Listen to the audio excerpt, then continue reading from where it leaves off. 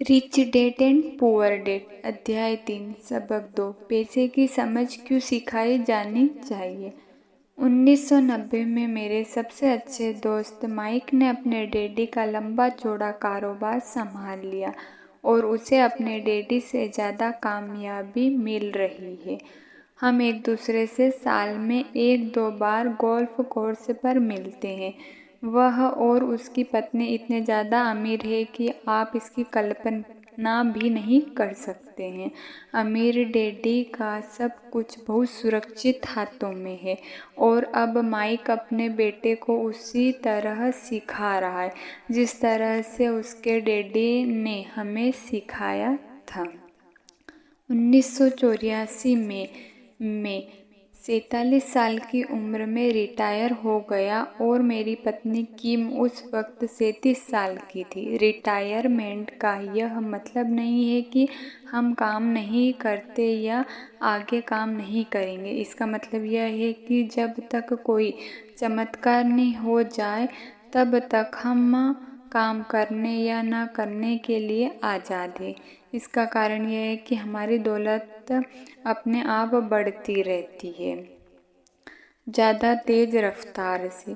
मुझे लगता है कि आज़ादी को कहते हैं हमारी दौलत इतनी ज़्यादा है कि यह अपने आप बढ़ सकती है। यह पेड़ लगाने की तरह है।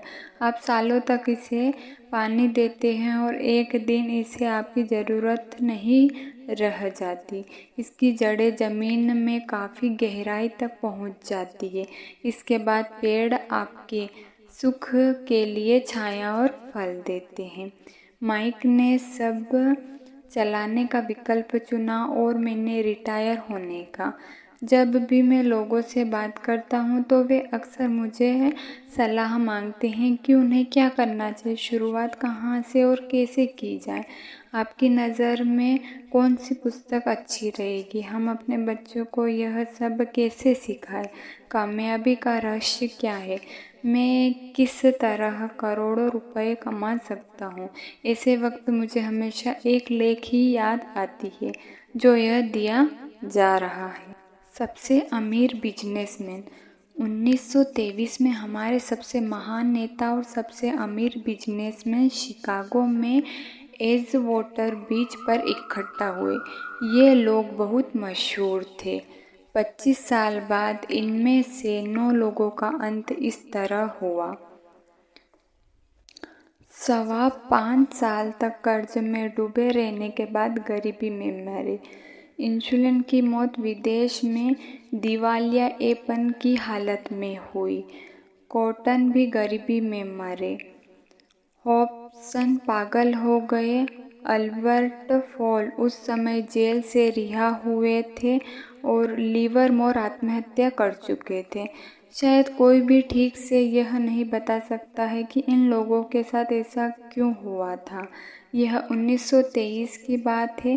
हम इतना अंदाज़ा तो लगा सकते हैं कि यह 1923 के मार्केट और बड़ी आर्थिक मंदी के ठीक पहले का समय था। मंदी का इन लोगों पर निश्चित रूप से बहुत ज़्यादा असर हुआ होगा। देखने वाली बात यह है कि आज हम इन लोगों से ज़्यादा मुश्किल समय में जी रहे हैं। परिवर्तन ज़्यादा तेज़ी से हो रहे हैं और पूरी दुनिया में हो रहे हैं। मुझे लगता है कि आने वाले 25 साल में बहुत से ऐसे उतार चढ़ाव आएंगे जो इन लोगों द्वारा झेले गए उतार चढ़ाव की तरह ही होंगे। मुझे यह चिंता है कि बहुत से लोग नहीं सिर्फ पैसे पर अपना ध्यान लगाए बैठे और अपनी सबसे बड़ी दौलत पर ध्यान नहीं दे रहे हैं, जिसका नाम है शिक्षा। अगर लोग लचीले होने, दिमाग खुला रखने और सीखने के लिए तैयार रहे तो इन परिवर्तनों के बावजूद वे बहुत अमीर बन सकते हैं। अगर लोग यह सोचेंगे कि पैसे की उनकी समस्या को सुलझा जा सकता है तो ऐसे लोगों के लिए आगे आने वाला समय बहुत परेशानी भरा होगा। बुद्धि से समस्या सुलझती है और पैसा आता है। अगर आप आपके पास पैसे की समझ नहीं है तो पैसा चाहे आ भी जाए पर ज़्यादा देर तक नहीं टिकता। अधिकतर लोग ज़िंदगी भर यही नहीं समझ पाते हैं कि असल बात यह नहीं है कि आप कितना पैसा कमा पाते हैं, बल्कि यह है कि आप कितना पैसा रख पाते हैं। हमने लॉटरी जीतने वाले उन गरीब लोगों की कहानियाँ सुनी है जो अचानक अमीर बन जाते हैं पर कुछ समय बाद वे फिर से गरीब हो जाते हैं। ये लाखों करोड़ों जीतते हैं फिर भी वे लौटकर वही आ जाते हैं जहाँ वे पैसे की समझ क्यों सिखाई जानी चाहिए। उन्होंने शुरू किया था अपने उन व्यवसायी एथलीट्स की कहानियाँ भी पढ़ी होगी जो 24 साल की उम्र में हर साल करोड़ डॉलर कमाते हैं और 34 साल की उम्र में उन्हें पूल के नीचे सोना पड़ता है। आज ही वे अखबार में एक युवा बास्केटबॉल खिलाड़ी की खबर छपी जो 1 साल पहले करोड़ों का मालिक था। आज वह यह शिकायत करता फिर रहा है कि उसके दोस्त वकील और अकाउंटेंट ने उसके पैसे हड़प लिए और इसी वजह से आप उसे बहुत कम मजदूरी पर कार धोने का काम करना पड़ रहा है। वह सिर्फ 29 साल का है। इसे कार धोने के काम से भी निकाल दिया गया है। इसकी वजह यह थी कि उसने कार साफ करते समय अपनी चैंपियनशिप रिंग उतारने से मना कर दिया था और इसलिए उसकी खबर अखबार में छप गई। वह अपने निकाले जाने का विरोध कर रहा है और कहता है कि यह भेदभाव है। अंगूठी ही तो उसकी महान जिंदगी की इकलौती निशानी है। उसका कहना है कि अगर आप उसकी अंगूठी उतरवा लेंगे तो उसके पास जिंदा रहने का कोई सहारा नहीं बचेगा और वह मर जाएगा। 1997 में मैं ऐसे बहुत से लोगों को जानता हूँ जो नए नए करोड़पति बन रहे हैं। एक बार फिर यह 1920 के उछाल वाले दशक की याद दिला देते हैं। हालांकि मैं खुश हूँ कि इतने ज़्यादा लोग अमीर बनने जा रहे हैं, परंतु मैं उन्हें चेतावनी देना चाहता हूँ कि लंबे समय में यह ज़रूरी नहीं है कि आपने कितना पैसा कमाया, बल्कि ज़रूरी यह है कि आपने कितना पैसा रखा और आपने कितना पीढ़ियों तक उस पैसे को सहेजा। तो जब लोग मुझसे पूछते हैं कि किस तरह शुरू करें या मुझे बताएं कि जल्दी से अमीर कैसे बना जा सकता है, तो वे मेरे जवाब से बहुत निराश होते हैं। मैं उनसे सिर्फ यही कहता हूँ कि जो मेरे अमीर डैडी ने मुझे बचपन में कहा था, अगर तुम अमीर बनना चाहते हो तो तुम्हारे पास पैसे की समझ होनी चाहिए। जब भी मैं अमीर डैडी से मिलता था यह विचार मेरे दिमाग में हर बार ठोका जाता था। जैसे मैंने कहा है, मेरे पढ़े लिखे डैडी हमेशा किताबें पढ़ने के फ़ायदे बताते रहते हैं। दूसरी तरफ मेरे अमीर डैडी पैसे की समझ विकसित करने पर जोर देते हैं। अगर आप एम्पायर स्टेट बिल्डिंग बनाने जा रहे हैं तो सबसे पहले आपको एक गहरा खड्डा खोदना पड़ेगा और एक मजबूत नींव डालनी होगी। अगर आप किसी उपनगर में एक घर बनाने जा रहे हैं तो आपको सिर्फ 6 इंच का स्लैब डालना होगा। अधिकतर लोग अमीर बनने के चक्कर में 6 इंच के स्लैब पर एम्पायर स्टेट बिल्डिंग खड़ी करना चाहते हैं। हमारा स्कूल सिस्टम उस ज़माने का है जब खेती किसानी की अर्थव्यवस्था का आधार थी। आज भी यह बिना नींव के घर में भरोसा करता है का फर्श आज भी लोकप्रिय है। इसलिए स्कूल से निकलने वाले बच्चों की कोई आर्थिक नींव नहीं होती है। एक दिन जब उन्हें नींद नहीं आती है तो वे कर्ज में डूब जाते हैं, तो वे अमेरिकी सपने को देखते हैं और यह फैसला करते हैं कि पैसे की जो समस्या उनके सामने खड़ी है उसे अमीर होकर ही सुलझाया जा सकता है। इमारत बनाना शुरू हो जाती है, यह तेज़ी से ऊपर बढ़ती है और जल्दी ही एम्पायर स्टेट बिल्डिंग के बजाय हमारे पास सबरबिया का लिविंग टावर होता है। हमारी रातों की नींद एक बार फिर उड़ जाती है।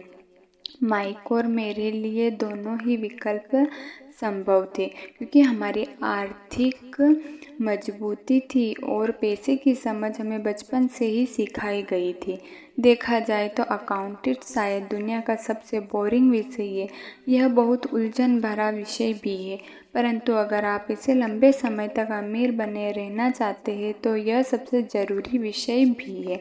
सवाल यह है कि आप इस बोरिंग और उलझन भरे विषय को अपने बच्चों को किस तरह सिखा सकते हैं। इस सवाल का जवाब है, इसे आसान बनाकर पहले इसे तस्वीरों के जरिए सिखाइए। अमीर डैडी ने माइक और मेरे लिए एक मजबूत आर्थिक नींव डाली थी। चूँकि हम लोग छोटे बच्चे थे, इसलिए उन्होंने हमें सिखाने का एक आसान तरीका किया। सालों तक वे केवल मित्र बनते रहे और उनके साथ शब्दों का इस्तेमाल करके हमें समझाते रहे। जब माइक और मैंने उन आसान डायग्राम्स की मदद से आर्थिक शब्दावली और पैसे के खेल को समझ लिया तो इसके कई सालों बाद अमीर डैडी ने अंकों को जोड़ना शुरू कर दिया। आज माइक को जितने अकाउंटिंग विश्लेषण की ज़रूरत है, वह उससे भी कई सूक्ष्म और जटिल विश्लेषण कर सकता है। इसके पास 10 अरब डॉलर का साम्राज्य है। मैं इतना ज़्यादा जटिल विश्लेषण नहीं करता क्योंकि मेरा साम्राज्य छोटा है, परंतु हम दोनों की ही नींव आसान नींव थी। आगे आने वाले पृष्ठों में आपको सामने वही आसान से चित्र खींचूंगा जो माइक के डैडी ने हमारे लिए खींचे थे। हालांकि वे आसान थे, परंतु इन चित्रों के सहारे उन्होंने 2 छोटे बच्चे को ठोस और गहरी नींव का दौलत का बड़ा महल बनाना सिखाया। नियम पहला, आपको संपत्ति और दायित्व का अंतर पता होना चाहिए और हमेशा संपत्ति की खरीदनी चाहिए। अगर आप अमीर बनना चाहते हैं तो आपको बस इतना ही जानने की ज़रूरत है कि यह पहला नियम है, यही इकलौता नियम है। यह बहुत आसान लगता है, परंतु अधिकतर लोग को यह पता ही नहीं है कि यह नियम कितना ज़रूरी है। पैसे की समझ, अधिकतर लोग पैसे की समस्या में सिर्फ इसलिए उलझते रहते हैं क्योंकि उन्हें यह पता ही नहीं होता है कि संपत्ति और दायित्व में क्या फ़र्क होता है। अमीर लोग संपत्ति इकट्ठा करते हैं, गरीब लोग, मध्य वर्गीय लोग दायित्व इकट्ठा करते हैं। और मज़े की बात यह है कि इन लोगों को यह लगता है कि वे संपत्ति इकट्ठा कर रहे हैं। जब अमीर डैडी ने माइक और मुझे यह बताया तो हमने सोचा कि वे मजाक कर रहे। हम 2 बच्चे अमीर बनने का रहस्य जानने के लिए इतने हैरान परेशान थे, जबकि उसका जवाब इतना आसान था। यह इतना ज़्यादा आसान था कि हमें इस बात पर सोचने के लिए बहुत देर तक ठहरना पड़ा। संपत्ति क्या होती है? माइक ने पूछा। अभी उस बारे में चिंता मत करो, अमीर डैडी ने कहा।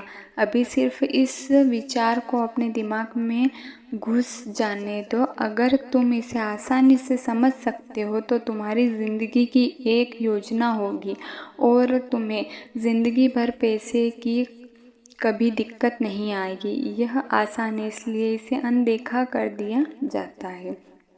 आपका मतलब है कि हम बस इतना ही जानने की ज़रूरत है कि संपत्ति क्या है।